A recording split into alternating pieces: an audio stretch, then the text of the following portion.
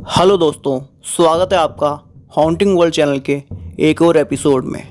दोस्तों, आज मैं आपके लिए लेकर आया हूँ ले लेचूजा ब्रूजा की एक रियल हॉरर स्टोरी। दोस्तों, इसको मैक्सिकन चुड़ैल भी बोला जाता है।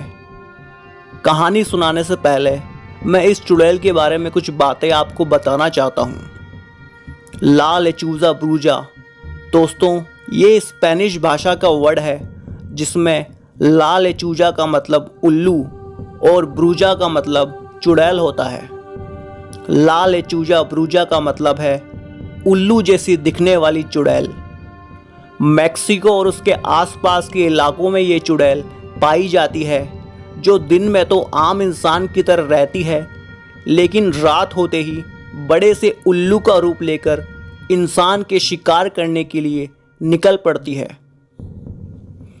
दोस्तों, मैक्सिकन कल्चर में यह माना जाता है कि जब काला जादू करने वाली कोई औरत शैतान को अपनी आत्मा बेच देती है, तो उस औरत के अंदर शैतानी जादुई शक्तियां आ जाती है, जैसे उड़ने की शक्ति और भी कई तरह की शक्तियां। इसके बाद वो औरत बन जाती है ला लेचूजा ब्रूजा। यह रात के वक्त शिकार पर निकलती है और इंसानों को अपना शिकार बनाती है, खासकर बच्चों को। उनको शैतान की बलि चढ़ाती है। ऐसा करने से इन चुड़ैलों की उम्र बढ़ जाती है। मैक्सिको और उसके आसपास के इलाकों में इन चुड़ैलों को देखे जाने की घटनाएं सबसे ज़्यादा होती है। आज मैं आपको इस चुड़ैल की एक बहुत ही भयानक पर बिल्कुल सच्ची कहानी सुनाऊंगा। दोस्तों, ये कहानी थोड़ी लंबी है, मगर है बहुत ख़तरनाक, इसलिए प्लीज़ कहानी पूरी सुनना। दोस्तों, ये कहानी हेक्टर नाम के एक लड़के की है, तो आगे की कहानी मैं उसी के शब्दों में आपको सुनाऊंगा। आज मैं आप लोगों को अपनी आप बीती बताऊंगा कि कैसे एक लाला चूजा चुड़ैल ने मुझसे सब कुछ छीन लिया। बचपन में मेरी माँ मुझसे कहती कि शैतानी मत करो, वरना लाला चूजा चुड़ैल तुम्हें उठाकर ले जाएगी। लेकिन मैं इन बातों से नहीं डरता था। मैं इन सब बातों को बकवास मानता था। मुझे लगता था कि ये कहानियाँ सिर्फ बच्चों को डराने के लिए है। मेरे पापा बहुत अच्छे इंसान थे। मुझे याद है बचपन में कैसे मैं और पापा मिलकर अपने घर के खिड़की और दरवाज़ों की मरम्मत किया करते थे, क्योंकि उन दिनों मेरे घर के खिड़की दरवाजे आए दिन टूटे ही रहते थे। मरम्मत करने में मुझे बहुत मज़ा आता था। अपने घर के खिड़की दरवाज़ों की मरम्मत करते और मम्मी नींबू का शरबत और सैंडविच बनाकर हमारा इंतज़ार करती थी। काम पूरा करने के बाद मेरे पापा, मेरी माँ, दादाजी और मैं, हम चारों लोग साथ बैठकर खाना खाते थे। परिवार में हम 4 लोग ही थे। जब मैं थोड़ा बड़ा हुआ तो एक दिन मेरे पापा की मौत हो गई। यह भी नहीं पता चला कि मेरे पापा की मौत कैसे हुई। आखिरी बार देखने भी नहीं दिया गया। मैं बहुत दुखी था, क्योंकि मैंने अपना एक बहुत ही अच्छा दोस्त खो दिया था।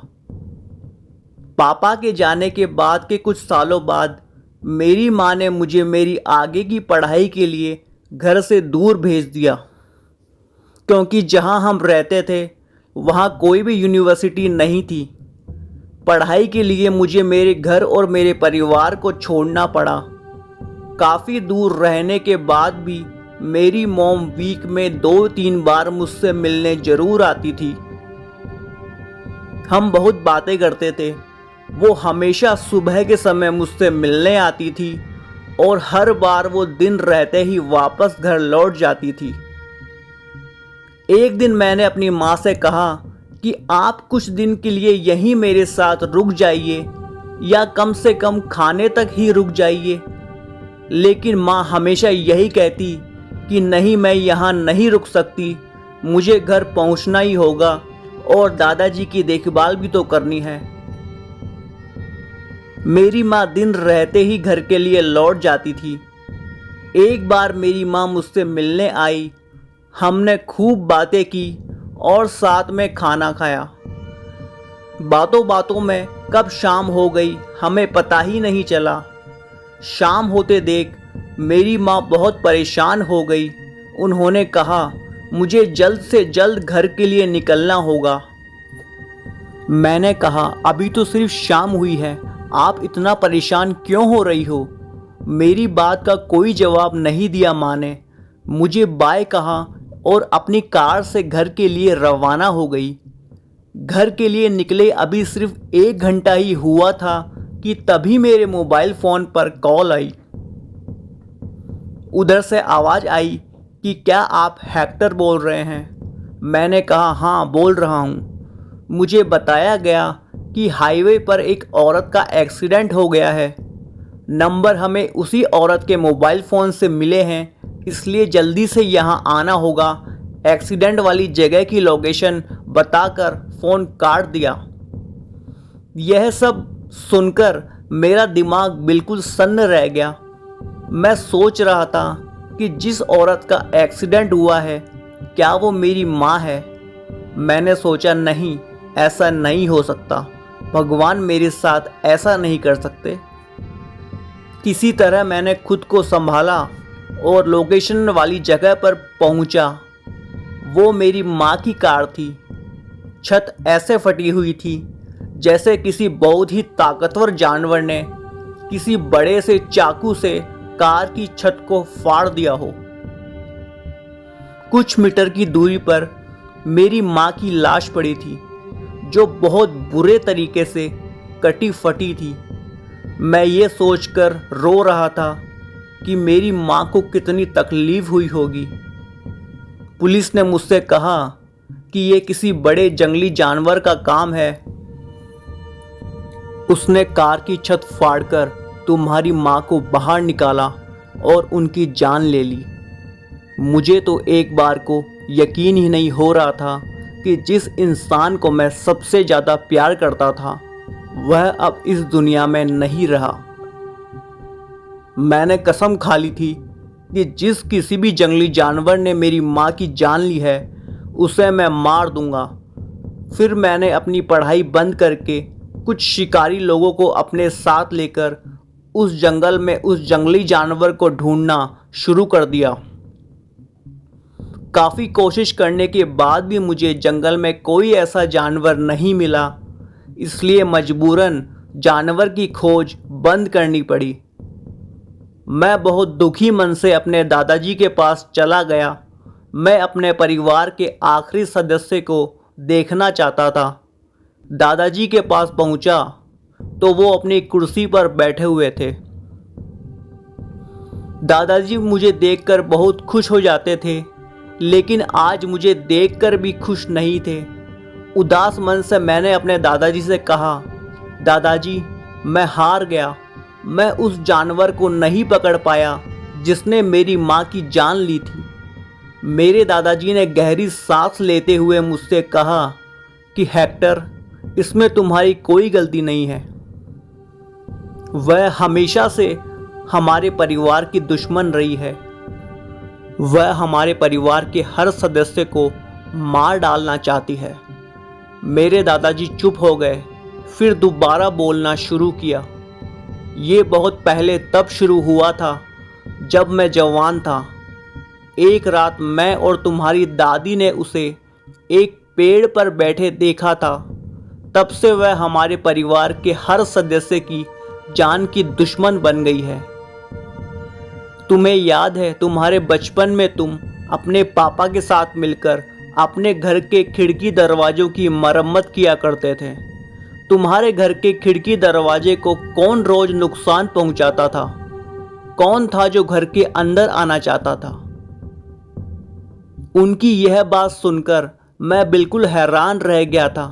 मुझे यकीन नहीं हो रहा था कि दादाजी यह क्या बोल रहे हैं। मैंने दादाजी से कहा कि आप क्या बोल रहे हैं? क्या वो चुड़ैल सच में होती है? क्या वो सिर्फ एक कहानी नहीं है? मेरे दादाजी ने कहा कि नहीं हेक्टर, नहीं, वो चुड़ैल कोई कहानी नहीं है, वह सच में होती है और उसी ने हमारे पूरे परिवार को मार डाला है। सबसे पहले उस चुड़ैल ने मेरी बीवी यानी तुम्हारी दादी की जान ली, फिर उसने मेरे भाई की जान ली। उसके कुछ सालों बाद उसने तुम्हारे पिता की जान ली। तुम्हें तो याद ही होगा, तुम्हारे पिता की लाश भी तुम्हें नहीं दिखाई गई थी। ऐसा इसलिए क्योंकि उस चुड़ैल ने तुम्हारे पिता को बड़ी बेदर्दी से चीर फाड़ डाला था। तुम्हारे पिता की मौत के कुछ सालों बाद ही तुम्हें पढ़ने के लिए घर से दूर भेज दिया ताकि उस चुड़ैल से तुम्हें बचा सके। तुम्हारे इतना दूर रहने के बाद भी तुम्हारी माँ तुमसे मिलने जाती रहती थी। मैं हमेशा कहता था कि इतनी दूर आने जाने में वह चुड़ैल तुम्हारी भी जान ले सकती है, पर तुम्हारी माँ कहती थी कि मैं अपने बेटे को देखे बिना वैसे भी जिंदा नहीं रह सकती। आखिरकार तुमसे मिलकर लौटते वक्त उस चुड़ैल ने तुम्हारी माँ की भी जान ले ली और अब वह मुझे मारना चाहती है। मुझे मारने के बाद वह तुम्हारे ऊपर भी हमला करेगी। मैं रोते हुए अपने दादाजी की सारी बातें सुन रहा था। फिर मेरे दादाजी ने मुझसे कहा कि हेक्टर, मैं ये सब बातें तुम्हें कभी नहीं बताता, लेकिन अब बात तुम्हारी जान पर आ गई है, इसलिए मजबूरन मुझे ये सब बातें तुम्हें बतानी पड़ रही है। फिर मेरे दादाजी ने मुझे कई रस्सियाँ पकड़ाई जिनमें 7 गांठें लगी हुई थी। उन्होंने कहा कि इन रस्सियों ने ही इतने सालों तक हमारे घर को उस चुड़ैल से सुरक्षित रखा था। अब यही तुम्हारी जान की रक्षा करेंगी। तुम इन रस्सियों को तुम्हारे हॉस्टल के कमरों की हर खिड़की दरवाजे पर टांग देना। इससे वो चुड़ैल तुम्हारे कमरे के अंदर नहीं आ पाएगी। रस्सियां अपने हाथ में लेते हुए मैं अपने दादाजी से बोला कि अगर आप इन रस्सियों को मुझे दे देंगे तो वह चुड़ैल आपकी भी तो जान ले सकती है। दादाजी ने कहा कि मेरी जीने की इच्छा अब मर चुकी है। मेरा परिवार ऊपर मेरा इंतजार कर रहा है। अब तुम जाओ और अपनी जान बचाओ। मैं रस्सियों को लेकर अपने हॉस्टल वापस लौट गया। वापस लौटने के 2 दिन बाद ही मुझे खबर मिली कि किसी ने बड़ी ही बेदर्दी से मेरे दादाजी की हत्या कर दी है। उनकी मौत के बाद तो अब मुझे भी ऐसा लगता है जैसे रात को मेरे कमरे के बाहर कोई है जो घात लगाकर मेरे बाहर आने का इंतजार कर रहा है। मुझे रात को उस चुड़ैल के सपने आने लगे हैं। सपने में मैं देखता हूँ कि एक बहुत ही बड़ा सा उल्लू जिसका सर एक बूढ़ी औरत का है अपने बड़े बड़े पंजों से मेरे शरीर को फाड़ रहा है। रोज यही सपना आता है कि वह मेरी जान ले रहा है। मुझे नहीं पता कि ये रस्सियां कब तक मेरी जान उस चुड़ैल से बचा पाएंगी। मेरे जीने की इच्छा अब ख़त्म हो चुकी है क्योंकि जिनसे मैं प्यार करता था वह सब के सब मर चुके हैं। दोस्तों, अभी आपने जो कहानी सुनी वो हेक्टर नाम के एक शख्स की है जिन्होंने लगभग 1 साल पहले रेडिट की वेबसाइट पर ये कहानी पोस्ट की थी। उसके बाद उनका दूसरा कोई पोस्ट नहीं आया। इस वजह से ये भी पता नहीं चल पाया कि हेक्टर नाम का वह लड़का आज जिंदा है भी या नहीं। दोस्तों, ये थी हेक्टर नाम के एक शख्स की एक सच्ची घटना। आई होप आपको वीडियो पसंद आई होगी। दोस्तों, प्लीज़ वीडियो को लाइक कीजिए और देखते रहिए हॉन्टिंग वर्ल्ड, क्योंकि ऐसी कहानियाँ हम आगे भी लाते रहेंगे।